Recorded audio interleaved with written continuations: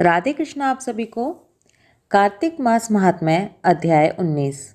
ये कथा सुनकर ऋषि कहने लगे, हे सूत जी, भगवान के चरणों से उत्पन्न हुई गंगा जी की महिमा कहिए।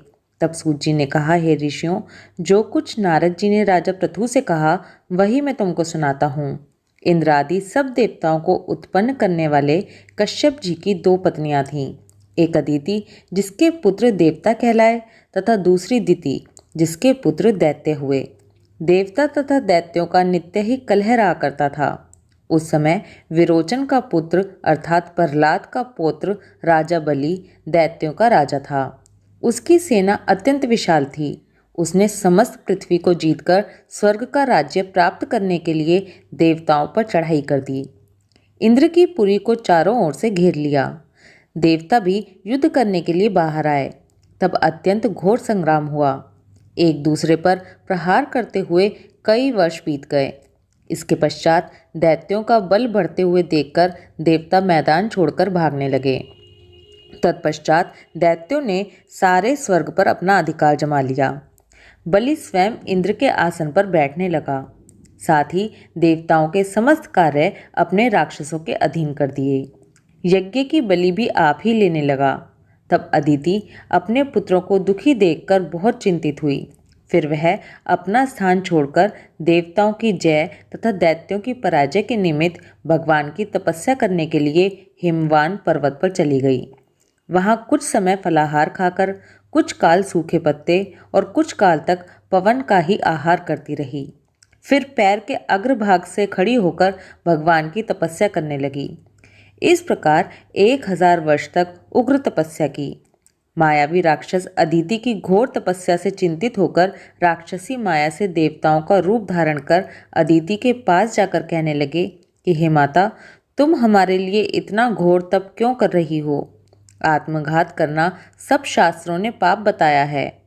हम तुम्हारा यह दुख सहन नहीं कर सकते। माता का दुख देखकर कोई सुखी नहीं रह सकता तथा माता से कोई विमुख नहीं हो सकता।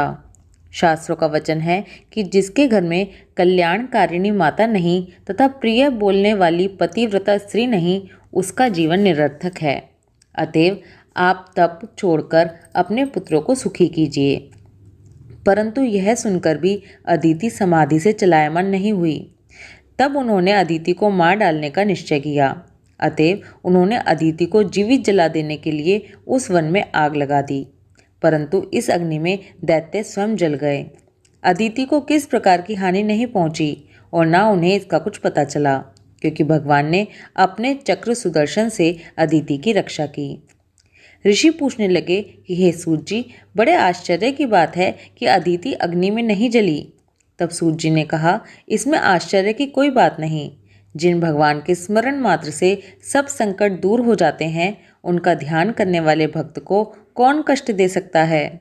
जब अग्नि शांत हो गई, तब चक्र सुदर्शन धारण करने वाले भगवान विष्णु स्वयं अदिति के सामने प्रकट हो गए और कहने लगे कि हे देव माता, तुम्हारे इस कठिन तप से हम अत्यंत प्रसन्न हैं, इसलिए वरदान मांगो, तुम्हारा कल्याण होगा। तब अदिति ने हाथ जोड़कर भगवान की स्तुति की। हे भगवान, जिनके स्मरण मात्र से सब क्लेश नाश हो प्राप्त हो जाते हैं, जिनके चरण कमलों की सेवा करके भक्त लोग परम सिद्धि को प्राप्त हो जाते हैं, यज्ञ में स्थित, यज्ञ के प्रबोधकर्ता, जिनकी माया को ब्रह्मादि देवता भी नहीं जान सकते, जिनके मन से सूर्य, चंद्र, मुख से ब्राह्मण, भुजाओं से क्षत्रिय, जंघा से वैश्य तथा पैरों से शूद्र उत्पन्न हुए हैं, ऐसे भगवान को नमस्कार है। भगवान, देवता, नदी, समुद्र आप ही हैं। अतएव आप मेरे पुत्रों की रक्षा कीजिए। हे भगवान, आप अंतर्यामी हैं, सभी कुछ जानते हैं। अतएव मेरे पुत्रों को अकंटक राज्य दीजिए। अदिति को ऐसे प्रेम भरे वचनों को सुनकर भगवान कहने लगे कि हे देव माता, हम ही तुम्हारे यहाँ जन्म लेकर तुम्हारे पुत्रों की रक्षा करेंगे। तब अदिति कहने लगी कि भगवान, जो संपूर्ण सृष्टि को धारण करने वाले हैं, जिनके रोम रोम में ब्रह्मांड समाया हुआ है, उनको मैं कैसे धारण कर सकती हूँ? भगवान कहने लगे, हे अदिति, माता, पिता, गुरु, अतिथि तथा ब्राह्मणों की जो सेवा करते हैं, वे सदैव मुझको धारण करते हैं। तुलसी और गौ की रक्षा करने वाला भी मुझको धारण करता है। अतएव मैं तुम्हारा पुत्र होकर शत्रु कुल का नाश करूंगा। ये कह और अपने कंठ की माला देकर भगवान अंतर्ध्यान हो गए।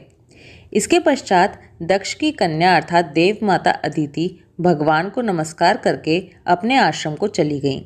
समय पाकर अदिति ने शंख, चक्र, गदा, पद्म तथा कमंडल धारण किए हुए हजारों सूर्य के समान नेत्र वाले कमल नयन पीतांबरधारी मुनियों द्वारा स्तुति किए गए दैत्यों के नाशकर्ता भक्तों के प्रिय वामन भगवान को पुत्र रूप में देखा।